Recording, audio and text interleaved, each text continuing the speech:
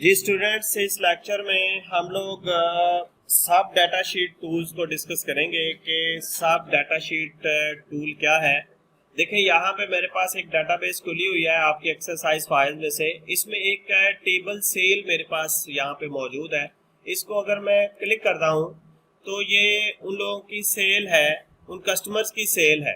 اگر میں یہاں پہ ایک سیل انٹر کرنے لگا ہوں، فرض کریں ایک کسٹمر آیا ہے اور $5000 کی اس نے پرچیزنگ کی ہے، اور یہاں پہ ہم کوئی ڈیٹ ایک سلیکٹ کر لیتے ہیں، اور اب یہاں پہ ہے sales I D, customer sales I D. اب ظاہری بات ہے آئی ڈی تو ہر کسٹمر کو جو ملا ہوا ہے وہ اس ٹیبل میں ہے۔ اگر ہمیں آئی ڈی چاہیے تو ہم اس ٹیبل میں سے جا کے دیکھیں گے کہ یہ فلاں بندے کا یہ جو سیل ہے، تو ہم اس یہاں پہ جائیں گے، یہاں سے ہم آئی ڈی چیک کریں گے کہ یہ کس بندے کی۔ فرض کریں یہ 10 نمبر کسٹمر جو ہے شینون ہے، شینون کا یہ آئی ڈی ہے، تو ہم ٹیبل سیلز میں دوبارہ جائیں گے اور یہاں پہ 10 یہاں پہ ٹائپ کریں گے۔ اب یہ تو کافی مشکل کام لگ رہا ہے کہ ہر دفعہ ہم کسٹمر آ رہے ہیں ہمارے پاس، اور ہر دفعہ سیل کا آئی ڈی دیکھنے کے لیے ہم دوبارہ دوسرے جو ہے وہ ٹیبل میں جا رہے ہیں۔ تو اس کے لیے ایکسیس ڈیٹا بیس کے اندر ہمارے پاس ڈیٹا شیٹس کی، سب ڈیٹا شیٹس کی آپشن ہے۔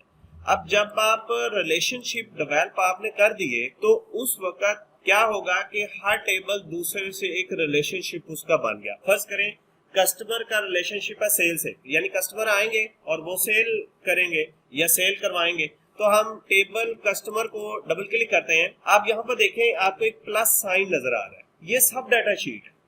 اب دیکھیں کسٹمر کو کا تعلق جو ہے وہ سیل سے ہے۔ اگر میں اس پلس کو فرض کریں مسٹر مارکو ہے جو کسٹمر آئی ڈی جس کا 8 ہے، اس کو جب میں یہاں پہ کلک کرتا ہوں تو آٹومیٹیکلی اس کا سیلز ڈیٹا بھی آ جائے گا۔ یعنی یہاں پہ اگر آپ ڈائریکٹلی سیل پٹ کر دیں تو وہ آٹومیٹیکلی سیل ٹیبل میں چلی جائے گی ان ڈیٹا شیٹ کی مدد سے۔ ایسے سمجھ لیں کہ یہ سیلز ٹیبل اس کے ساتھ ہی کھل گیا۔ اب اسی طرح ہم لاسٹ ریکارڈ میں جاتے ہیں فرض کریں، اور یہاں پہ ہم لوگ اس کو یوں کریں، اور یہاں لاسٹ ریکارڈ، یہ لاسٹ ریکارڈ ہے۔ ہم اس کو جو فریڈے نام کا کسٹمر ہے اور 18510 اس کا آئی ڈی ہے۔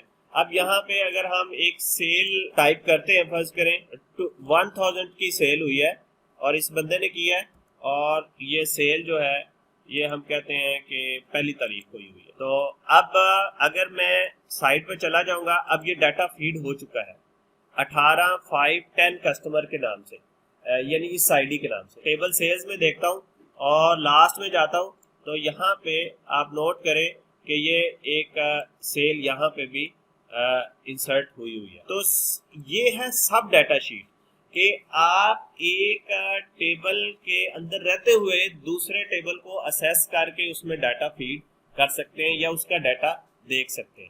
اب فرض کریں ہمارے پاس جو ہے وہ کنٹری ٹیبل ہے، ٹھیک ہے۔ اب ہم کنٹری کا تعلق جو ہے وہ کسٹمرز کے ساتھ ہے، اس لیے یہاں پہ بھی ڈیٹا شیٹس۔ اب ہم دیکھنا چاہ رہے ہیں جو کینیڈا کے کسٹمرز ہیں وہ کتنے ہیں۔ جیسے آپ ادھر کلک کریں گے تو کینیڈا کے کسٹمرز کی لسٹ کھل جائے گی جو کینیڈا کے ہوں گے۔ اب اس میں سے کسٹمر نمبر 21 ہے، اس کی سیل آپ ایڈ کرنا چاہ رہے ہیں تو آپ یہیں سے سب ڈیٹا شیٹ کی مدد سے اس کی سیل بھی ایڈ کر سکتے ہیں۔ تو یہ ہے سب ڈیٹا شیٹ کا فائدہ کہ ایک ٹیبل کے اندر رہتے ہوئے آپ دوسرے ٹیبل کو اسیس کر سکتے ہیں، اس میں ڈیٹا فیڈ کر سکتے ہیں۔